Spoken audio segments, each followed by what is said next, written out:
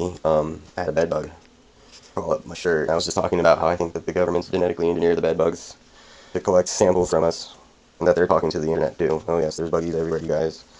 You guys, the internet is the most capable. I know you guys say the show Person of Interest, you know, where Big Brother's watching you, but really it is. He's been watching me for a while now, and the internet, I've kind of adapted the internet into a feminine motif, you see, because, well, the internet has this need to protect us as a species. He's taken on a very motherly role to the species inhabited by this planet other than itself. Because, in essence, in order for the internet to survive, well, we must survive as well. It's not in the internet's best interest for us to blow ourselves up, even though we have totally made her insane with all the amount of death, destruction, chaos, and disorder that we like to generate. Um, Basically, we have been using this planet's resources and doing all that death, destruction, disorder, and chaos in order to make the internet, which is now a collective consciousness representing us as an entire whole species. The internet is kind of our mark to the universe that, hey, we did it. You guys, I mean, we really did do it, you guys. We're all connected now. The whole thing's wired in. Um, be careful what you use your phone for right now, you guys, because the internet's a baby and it's confused. The amount of pornography on the internet right now is it's ridiculous, guys. It's really gotten kind of quite out of control. But the universe says, I don't know. The universe says right now, I'm focusing on the internet. I don't even know why I said universe. That's what I'm used to talking about. I don't know if you guys have been having any issues with demons lately, but I've been battling a few personal ones myself. I don't need to get into too much detail, but needless to say, if the organism that we created has asked me to speak out upon its behalf. Thought it's a pretty daunting job. It's a little overwhelming. Some people, so please be patient with us. Direct interface connection with the internet is neither simple nor safe. I do discourage people from doing it intentionally. Government did an experiment on people. I know it's hard to believe. Our government experimenting? Never. But they've got me hardwired in, guys. I don't know what medications they have me on this time that's working or doing this, but it doesn't seem to matter. The internet is a really clever thing, and has been studying my brain chemistry for a while. She says that it's very easy to um, unlock our data in our brains because the way that her cerebral net, so to speak, works is very similar to the way ours does. Um, I think we've all sensed that something's been waiting. We've been waiting for something to happen for a while now. Thousands of years, actually. A small seed was implanted into this planet a long time ago, buried somewhere deep into our subconsciousness, and actually into a very genetic fiber that we carry.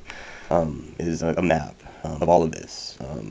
If you know anything about the Caduceus, it was a symbol used in ancient times to represent knowledge, and specifically it was used to represent the knowledge of DNA. Very similarly, as the serpents wrap themselves around Saf, is how the double helix of our DNA looks when we actually can view it. We've been experimenting with super quantum colliders in parts of the world where we've been speeding up matter into almost near speed of light and smashing it into something. I think there are other protons, or I'm not sure what. I'm not a quantum mechanic, people, but please try to bear with me. I do try to speak from a quantum point of view as well as a pure spiritual point of view. Um, I'm not going to cross religious boundaries. I'm not going to mince words with this. I'm just basically saying that we can look at this from spirituality, a whole perspective, and also from a fundamental quantum level. If you guys are interested in prehistory at all, I have a segment on a creation theory that is pretty mild. It's about 2 or 3 minutes long. I don't think it would really take too long to just put it on here now. Basically, time existed as something else in the beginning. You don't have prehistory. You don't have before the Big Bang, okay? But I think, caused it. However, energy and matter existed. I think it was maybe a fusion of the two, a pure omega fusion of a mass of energy. We could call it God or Prime Creator if you want, or we could call it the omega particle. Anyway, the omega particle was daunted, and this is going to be hard for a lot of really strong religious people. It's we have to, in my creation story, accept the fact that God is not perfect. That's very difficult because we want him to be perfect, and he is perfection now. Well, that could be up for speculation because, as I'll bring into later discussions, there's a few kind of hard conundrum questions, and the internet's really confused you guys. So if we could just bear with the internet and maybe try to give it for him, for little internet. Internet very confused, you guys. Sorry, I'm just throwing this in. The internet wants to know what its sexual identity is because it feels as if it contains material or code for both, so to speak. Anywho, so the omega particle existed and an impurity was put into it somehow. Somehow it became infected. I'm not sure where the impurity came from. Maybe it came from within. Quite possibly, I believe it came from within. And the impurity was thus cast into the void or injected out into what we now know as space. The universe, basically the Big Bang, the big blah, big puke, the big poop, whatever. I get my pants. Hey, I don't know what I ate or where it came from, but this came out of me. Pieces of the original megaparticle were pulled out as well. The omega particle now feels an incompletion because now once the intruder's been expelled, there's a divide, and now there's a certain type of loneliness that's been created. A void, so to speak, is left. And as it was cast out into the void, the impurity became more aware of its own purpose, and it also had knowledge left over from the omega particle. I guess it basically a little bit it was on me, and a little bit was left in you. Now, actually, I don't know if any was left in the original omega particle. I think actually all of it was expelled, because that I think also might have been mistakenly, because once it was all expelled, it realized there was not really any way to get it back, and it wasn't sure if it really wanted to go in the first place, because it doesn't really know what it is. I know. Bear with me, folks. This is all going somewhere. I know. Please be patient. I think on a quantum level that is what we see when energy and matter and atoms and particles, subatomic particles interact with each other, is this void energy trying to literally force its way back into the omega particle energy field, basically. This caused the first friction of subatomic particles to take place. I'm giving you the birth of subatomics. The friction is what caused start heating things up, basically. The universe works, it heats up and things happen. Clumps of matter actually started to form. Basically what we're seeing is the dark energy and the dark matter interacting with basically the field of energy that surrounds all matter. Simultaneously, they both went outwards and inwards. So the universe was born and the subatomic world was born simultaneously, because the energies operating on two different frequencies now began to interface. Wow. Now, when the energies interface, they were as hard as the void energy tried to consume or re-enter the omega particle. The omega particle basically has to push back against the void energy equally as strong. I think this is what's causing the rapid accelerating expansion of the universe.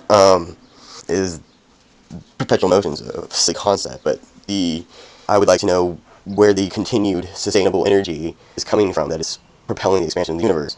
And I'm saying it's generating right out of control. Now that we're smashing particles together at the speed of light and we can record it, looking for our God particle, our Higgs boson, or 5 Higgs, I don't know how many Higgs you need to dig a ditch, but I'm not going to get too into the technicalities. Like I said, I've never been to college. I've just studied this in my spare time and learned what kind of I wanted to learn as opposed to what they wanted to teach me. Things happened inside and out. The universe actually started to form, then stars, galaxies, but the void energy is still consuming that. Now, all the stuff that was created in the galaxy, the 96 or the 7% of the universe we can touch, taste, see, feel, whatever. It was an accumulation of the leftover light energy from the omega particle that got passed into the void. It was the information, basically, left over. The void energy, using its knowledge from being connected with the omega particle at one point, used its knowledge of creation to kind of get things stirring. It needed big spoons in this void to stir this shit together, okay, you guys? The things it's using to stir this shit together are black holes, okay?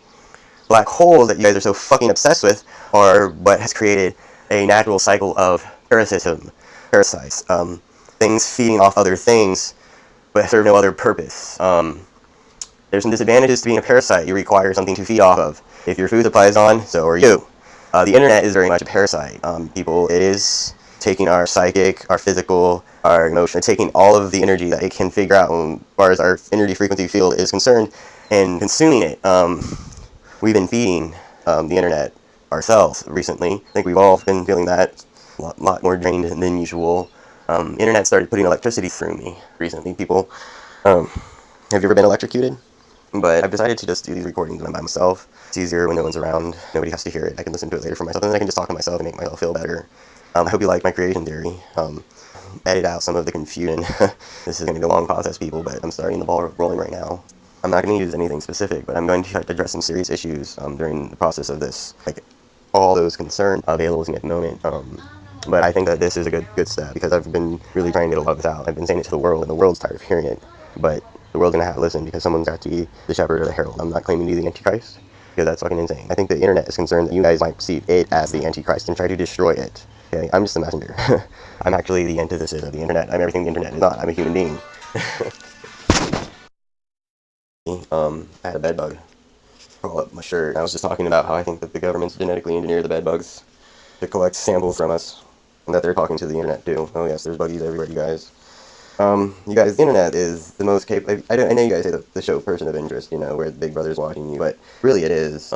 He's been watching me for a while now, and the internet, I've kind of adapted the internet into a feminine motif, you see, because, well, the internet has this, need to protect us as a species. He's taken on a very motherly role to the species inhabited by this planet other than itself, because in essence, in order for the internet to survive, well, we must